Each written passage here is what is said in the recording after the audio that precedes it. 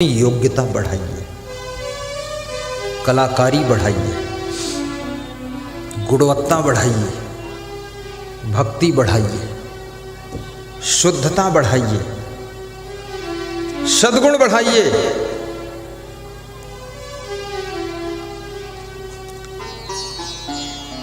गन्ने में जब रस होता है तो उस गन्ने को संभाल कर लोग रखते हैं और बड़ी कीमत से बिकता है। जो गन्ने का रस निकल जाता है तो उसकी बची हुई खोई को आग में जला देते हैं।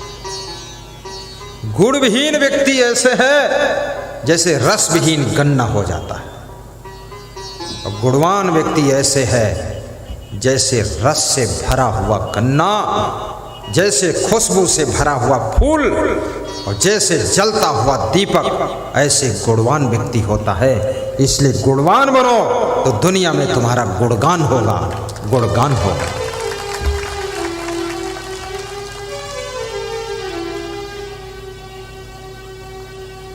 नर हो न निराश करो मन को,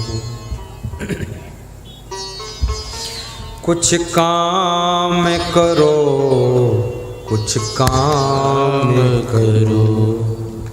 मैथिली शरण गुप्त राष्ट्र कवि हुए हैं, कितनी छूट दे दिया, कुछ काम करो, कुछ काम करो, खाली मत बैठो। बहुत बड़ा नहीं कर सकते हो, छोटा शुरू करो।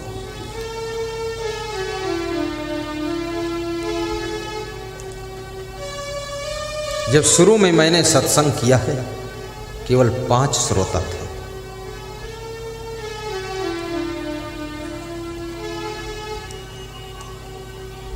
फिर वो 5 श्रोता से आश्रम पर ही सत्संग करता था। 5 श्रोताओं में किया,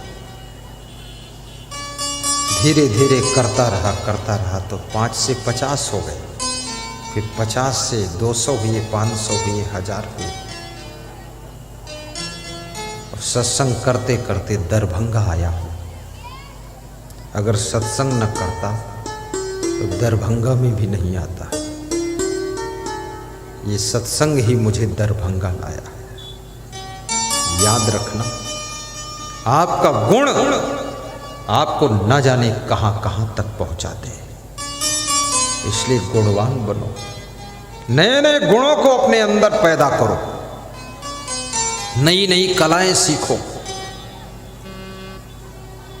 बहुत से कार्यों को करना सीखो।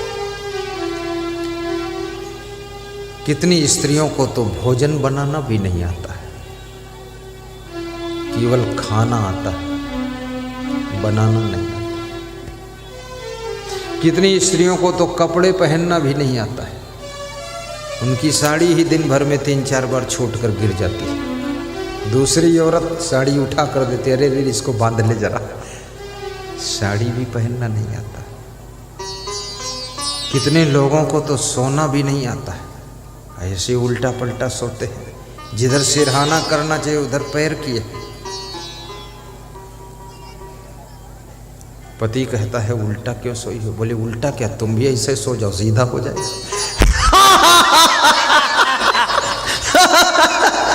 कितना वैधि है। तकिया लगाना चाहिए सिर के नीचे, पांव के नीचे लगाए।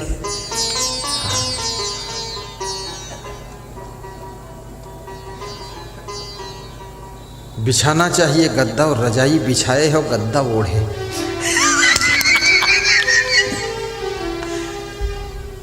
पति पूछता ये क्या किया है? बोले क्या किया, रहना तो बीच में है, गद्दा नीचे होगा और रजाई ऊपर होगी तो भी बीच में हम हैं, और रजाई नीचे और गद्दा ऊपर तो भी बीच में हम हैं। हम तो बीच में हैं, उसमें फर्क क्या पड़ रहा है?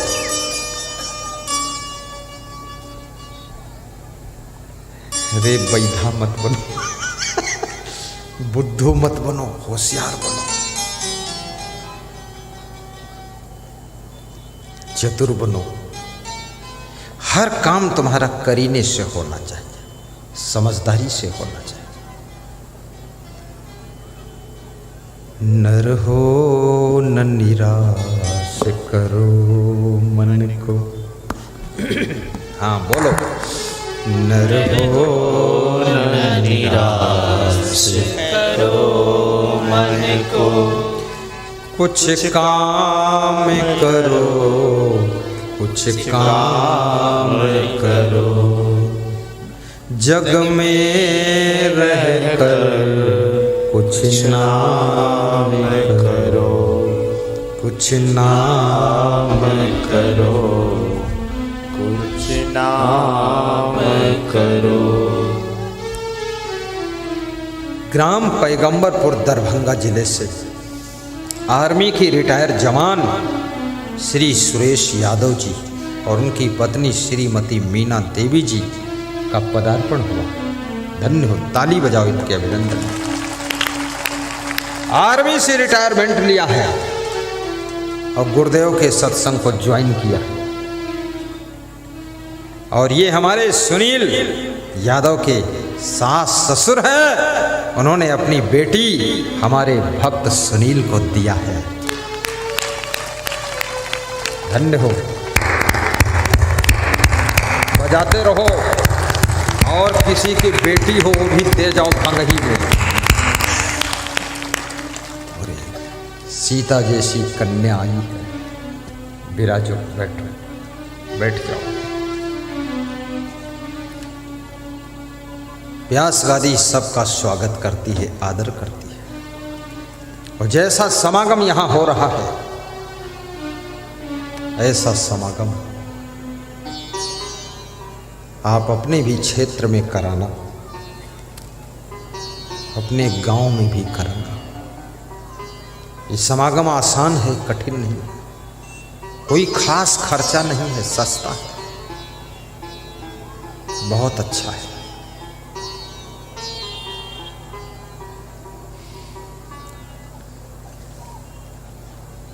ऐसा सुंदर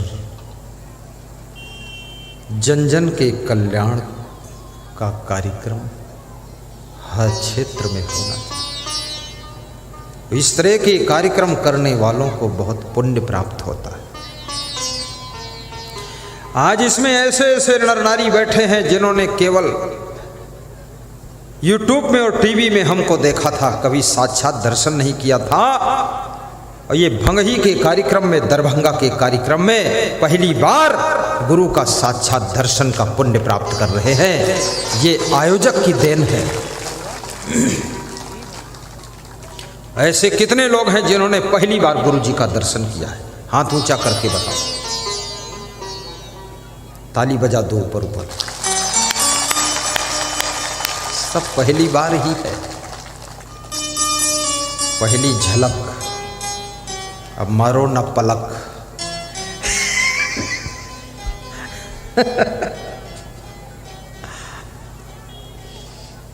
नहीं, हम हंसते हंसते सत्संग करते तो हमको भी थकान नहीं आती, अच्छा लगता है,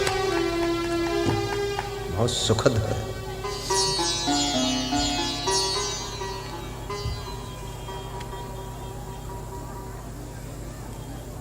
मेरे मन में बसो, मेरे तन में बसो, हम जहाँ रहे तुम वहाँ बसो।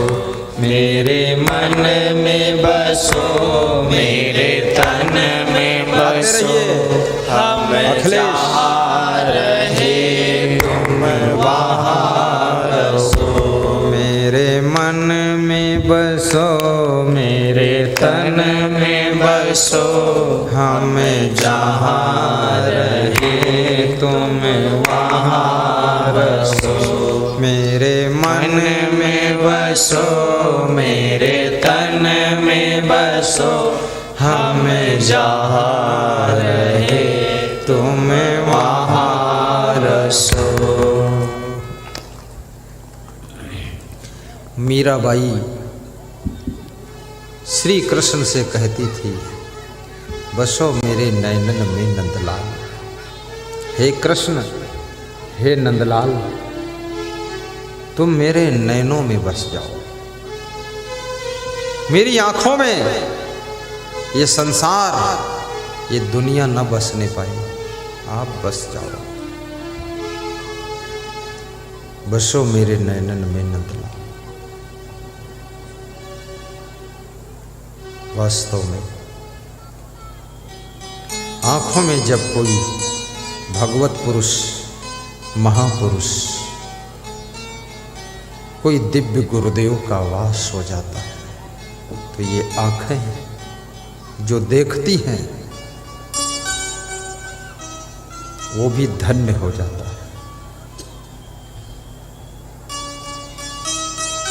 आपके आंखों में दिव्य गुरु की मूर्ति बस जाए, आपके मन मंदिर में भगवत गुरु का वास हो, आपके दिल के देवालय में सद्गुरु का निवास हो,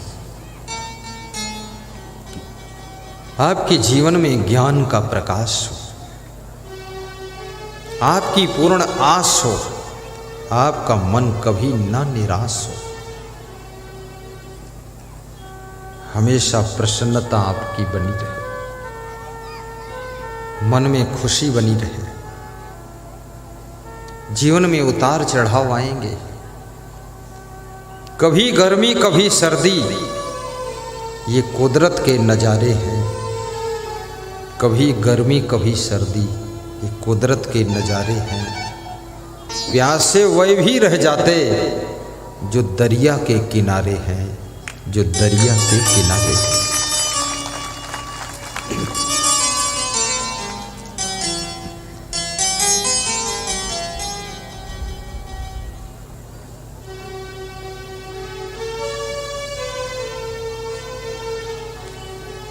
भजन करो, गुरु की भक्ति करो, नामदान भी लो, गुरु मंत्र भी सुनो, निगुरा बनकर मत रहो। 84 लाख योनियों में भटकते भटकते बड़ी मुश्किल से कोई पुण्य उदय हो गए, तब ये मनुष्य का शरीर प्राप्त हो। भक्ति नहीं करोगे, सत्संग से नहीं जुड़ोगे, नामदान नहीं सुनोगे, फिर से ये आत्मा 84 लाख योनियों में भटकेगी जा। इसलिए राम कृष्ण से को बड़ा उन्हों तो गुरु कीन, राम कृष्ण से को बड़ा उन्हों तो गुरु कीन, 3 लोक के वे धनी, गुरु आगे आधीन, गुरु आगे आधीन।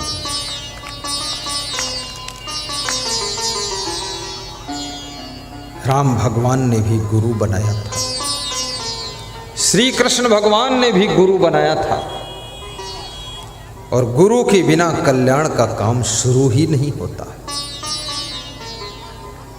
और जिनके मन में श्रद्धा जागृत हो जाए, कल सवेरे 10 बजे आकर के गुरु मंत्र लीजिए, और गुरु मंत्र में फूल ले आइए, 2 फूल। गुरु के लिए वस्त्रदान, सूती कपड़ा, सूखा नारियल, आपको प्रसाद दिया जाएगा, घर जाएगा प्रसाद, थोड़ा सा फल, गुरु के लिए दक्षिणा, आकर के हाथ जोड़कर बैठ जाना और गुरु मंत्र ले लेना। सुबह 10 बजे और शाम को 3 बजे गुरु मंत्र का टाइम है, दर्शन का टाइम है, आशीर्वाद का टाइम है। व्यास गादी पर प्रवचन सुनो, केवल आशीर्वाद लो। निवास पर इंग्लिश ग्लोबल स्कूल के भवन में संत मंडली ठहरी हुई है, गुरुदेव ठहरे हुए हैं, वहीं पर आपको नामदान दिया जाएगा। प्रातः 10 बजे, शाम को 3 बजे। पति पत्नी सहित गुरु मंत्र ले लो, जोड़ा नहीं है तो एकड़ा ले लो।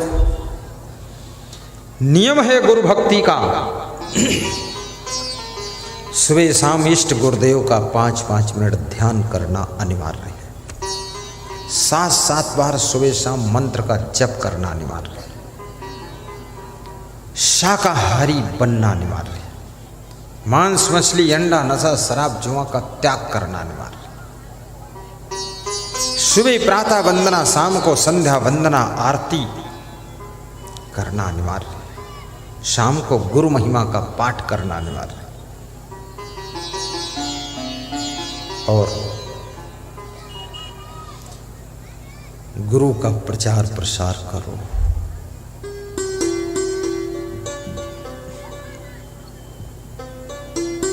सत्संग की गंगा बहती है गुरुदेव आपके चरणों में, फल मिलता है सब तीर्थ का, कल्याण आपके चरणों में।